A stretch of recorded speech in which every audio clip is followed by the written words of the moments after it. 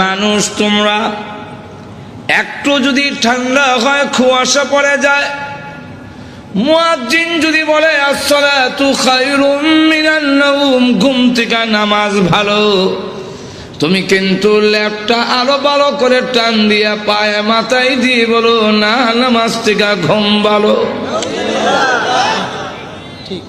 তুমি বড় নিমক খারাপ। আল্লাহ এর পরে গিয়ে বলে ইন্নাল ইনসানা লিরাব্বিহি লাকানুদ।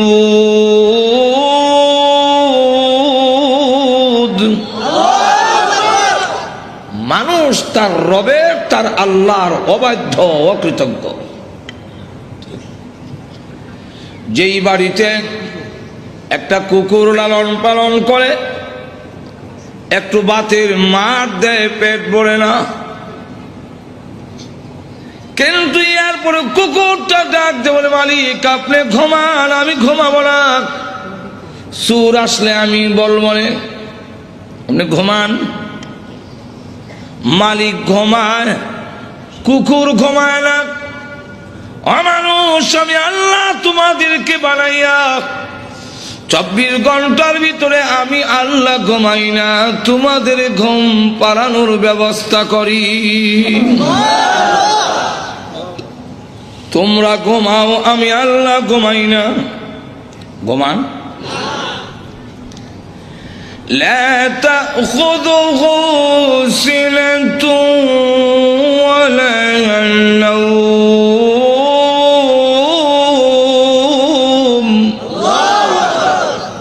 আল্লাহর ঘুম নাই, তোমরা নাই। কেন নাই? এই আয়াতের ব্যাখ্যায় তাফসীরের কিতাবে মুফাসসিরিনে কেরাম 3টা কারণ লিখেছেন। এর একটা কারণ হলো আল্লাহ বলেন আমি রহমান, আমার দয়া মায়া বেশি হওয়ার কারণে 24 ঘন্টার ভিতরে একটা সেকেন্ডও ঘুমাই না। আমার দয়া মায়া আমারে ঘুমাইতে দেয় না। উদাহরণ দিলে বুঝবেন। ছোট সময় দুষ্টামি করলে আব্বার কাছে বিচার যেত।